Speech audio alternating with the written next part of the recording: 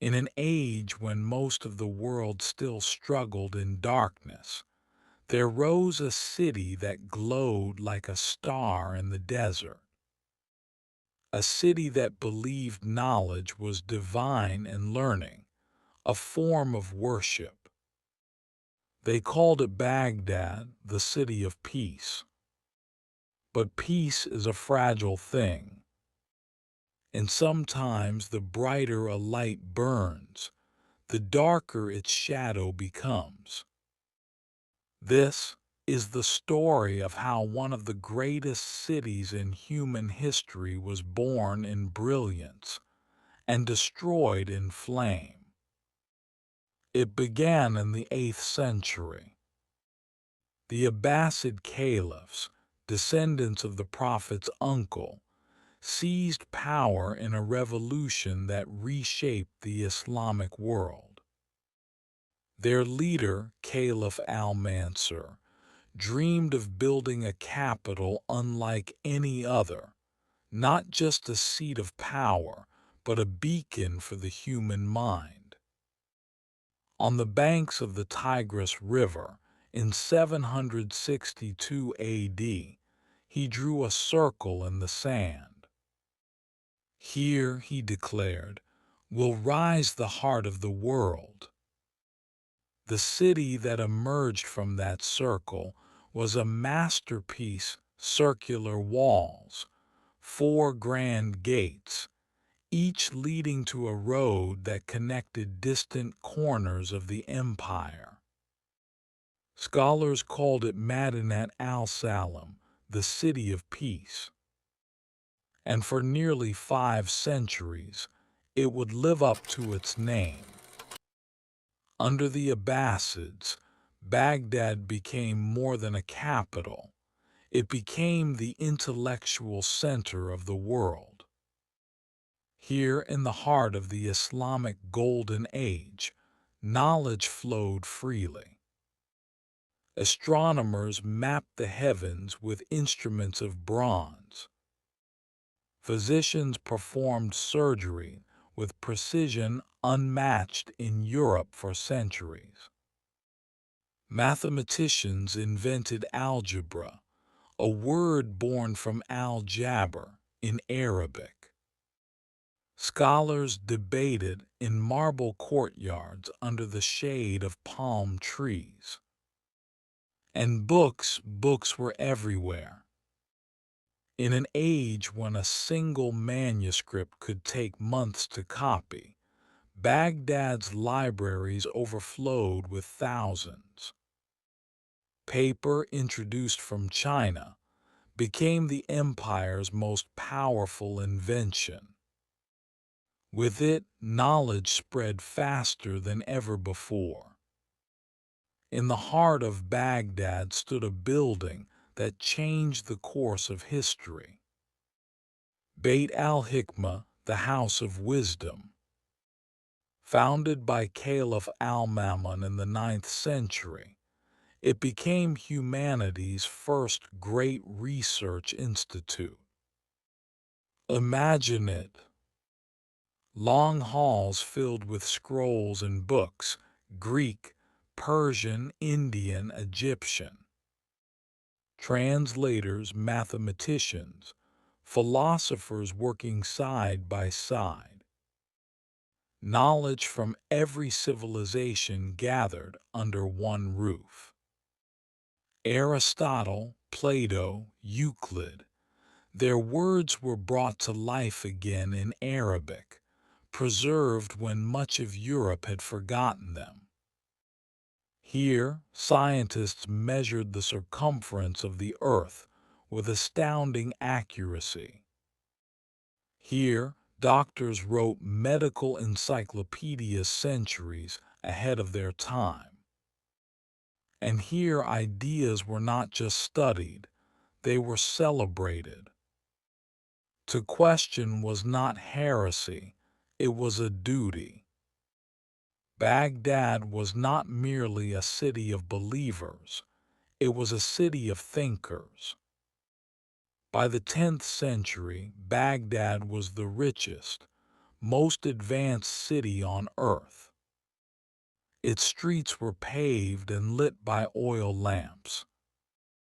Public baths, hospitals, observatories, all symbols of progress. From Andalusia to Samarkand, the world looked to Baghdad for answers. But as history often reminds us, the higher a civilization rises, the further it has to fall. Power bred complacency. Corruption seeped into palaces. Rival dynasties rose in distant provinces. And beyond the horizon, a new kind of empire was being born, one forged not by books and faith, but by steel and fire. To the far east, across the steppes of Central Asia, the Mongols rode. Led by Genghis Khan, their empire expanded like wildfire, consuming Persia, China, and beyond. After Genghis's death, his grandson Hulagu Khan turned his eyes westward.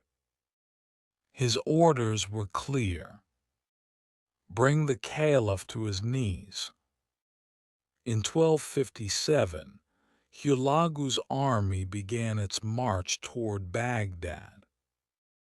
More than 150,000 men, siege engines, catapults, and towers, an unstoppable storm of destruction.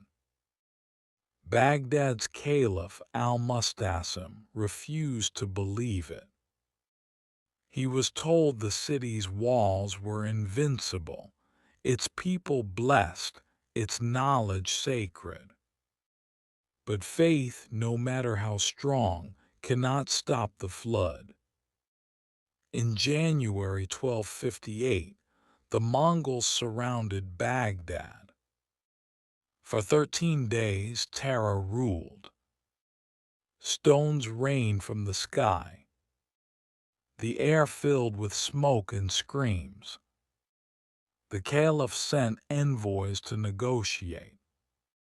Hulagu had them executed. On February 10th, the walls fell. What followed was not war, it was annihilation. Entire neighborhoods burned. Mosques, hospitals, schools destroyed. Thousands were slaughtered in the streets. And when the Mongols reached the House of Wisdom, they made sure no trace of its light remained. They set the House of Wisdom ablaze. Scrolls and manuscripts, centuries of thought cast into the river. The ink of 1,000 scholars spilled into the Tigris, turning its waters black. The river ran dark for 7 days. Wrote one chronicler, with the words of the wise. The Mongols built pyramids of skulls. They executed the caliph, rolling him in a carpet and trampling him under hooves, a cruel end to a dynasty that had once ruled the world. The city of peace was silent, the light of knowledge extinguished. In the ruins of Baghdad, the Tigris carried away not just bodies, but memories. The Abbasid Caliphate was gone. The Islamic Golden Age ended. And humanity lost more written knowledge in that week than in any other moment before or since. Europe would not rediscover much of this wisdom for centuries. Medicine, astronomy, engineering, all had to be relearned, rebuilt, rediscovered. Yet even in destruction, the embers of Baghdad's brilliance endured. Some scholars escaped before the flames. They carried manuscripts westward to Damascus, Cairo, Cordoba. There the old knowledge found new life. Translated again, reshaped, reborn. Those texts would later ignite the European Renaissance, inspiring minds like Copernicus, Kepler, and Da Vinci. In this way, Baghdad's spirit lived on, scattered across the world, whispering from every book that still sought truth. Baghdad's story is not just about loss. It's about the fragile thread that connects all civilizations, the belief that knowledge is worth preserving.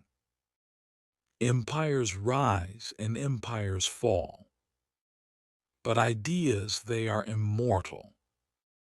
From the ashes of Baghdad, the world was reminded, when we destroy wisdom, we destroy ourselves. Because the past still has secrets, and here on History Uncovered, we reveal them. Do you enjoy today's video? Make sure to like, share, and subscribe. See you in the next one.